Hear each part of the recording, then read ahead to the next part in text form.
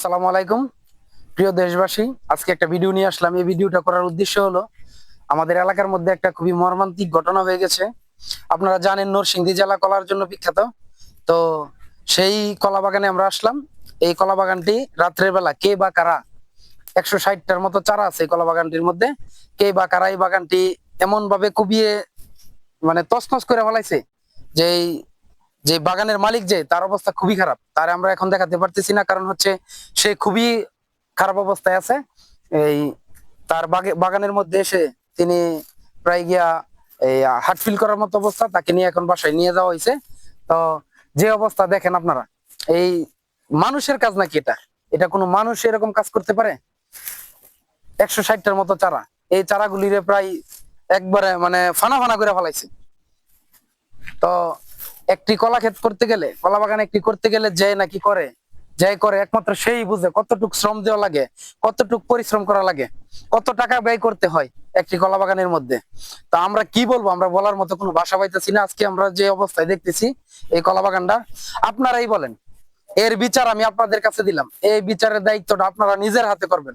এই যে দেখেন, এই যে একটা সরিওলা কলা গাছ, এটা এই যে বাঁশের খুঁটি লাগানোর কারণে কলা কলা গাছটা এখনো পড়ছে না, দাঁড়ায় আছে। এই যে দেখেন, এই যে কুবরাতে দিছে, দেখেন কি অবস্থা। মানুষ এটা কোনো মানুষ করতে পারে না। পশুর চেয়েও খারাপ, যে যে কিনা করছে পশুর চেয়েও খারাপ, পশুর চেয়েও নিকৃষ্ট এই কাজ যাই করতে পারে। তো এটা এখন এই যারা আছে, আমাদের গ্রামের যারা আছে, তারা এটাকে নিয়ে এই তথ্য উদ্ঘাটন করতেছে। দেখা যাক ওই লোকটারে যদি পাওয়া যায়। আপনাদের আসেন, এলাকার কিছু যুবক পোলাপান আছে, তাদের কাছ থেকে কিছু সাক্ষাৎকার নিয়ে আপনারা শুনেন। আসেন দেখি। ছোট ভাই, তোমার নাম কি? জাহিদ। তুমি তো এই এলাকারই না? জি।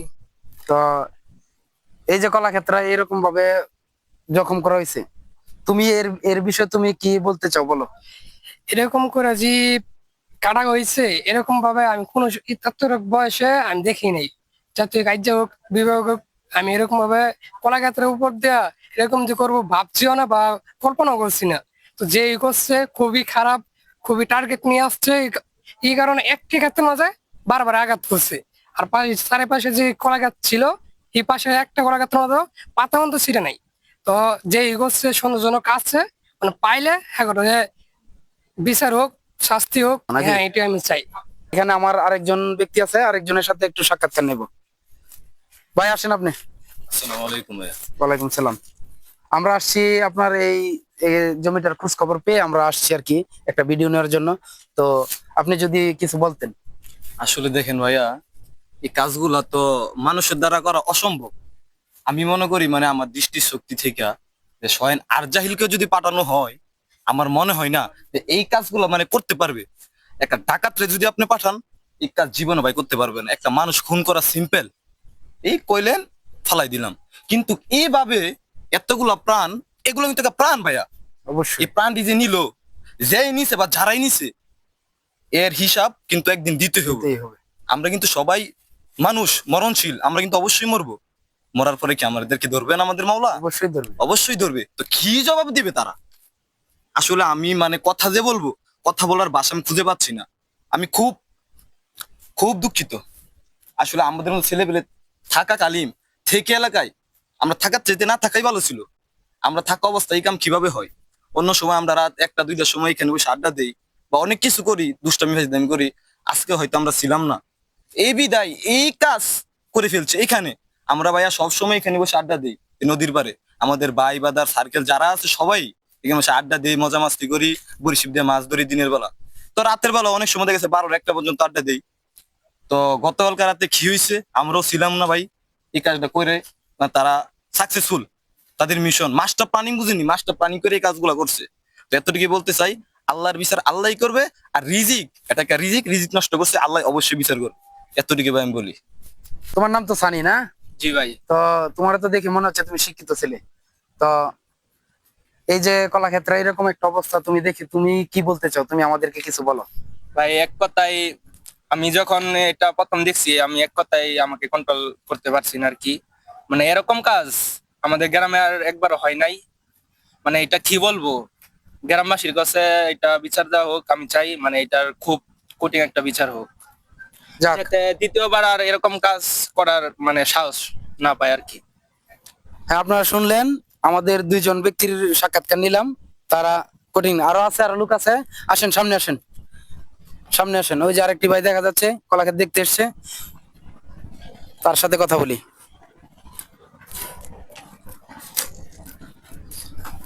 ভাই, আপনি এই যে কলাক্ষেত দেখতে আসছেন, এই আপনাদের এলাকায়, এই এলাকাটা তো আমাদের, মূলত আমাদের এলাকা, আমাদের এলাকায় বা কোনো সময় আগে আগে পরে কোনো সময় এরকম অবস্থা আপনি দেখছেন না? কিছু বলেন, দেশবাসীর উদ্দেশ্যে আপনি কিছু বলেন। আমি ছোটতে বড় হয়েছি ভাই, এরকম কাজ আমার জন্মের পর আমি দেখি নাই, আজ ফার্স্ট দেখলাম।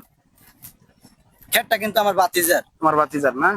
আমরা ওই জায়গায় বসে আসছিলাম, ও আমার সাথে হাসি খুশি ভাবে কথা বললে আইছে, বলতেছে যে কলা গাছ কেটে লইছে, আমি দেখে আসি। তো আমরা ইত্রাম ফেজামি করতেছি, পরে ওর দেখা দেখি আমরা বলতেছি আমার আর চাস্ত ভাই আসছিল, আসল গাছটা দেখতে আসি, খেটটা আইসা ভাই আমরা নিজের জমিতে আইসা দেখি ব্যাকল লিছি, একটা গাছও ভাই এই জায়গায় আস্থা রাখে নাই। এরা আসেন, আপনাকে দেখাই, আসেন। এই যে ছোট্ট একটা ছড়ি, এই গাছটা কাটটা ফেলছে, বুঝলেন? এই গাছটা মনে হয় একটু বড় দেখে পড়ছে না। আর একটা ঘটনা, আসেন, কি এরকম জঘন্য।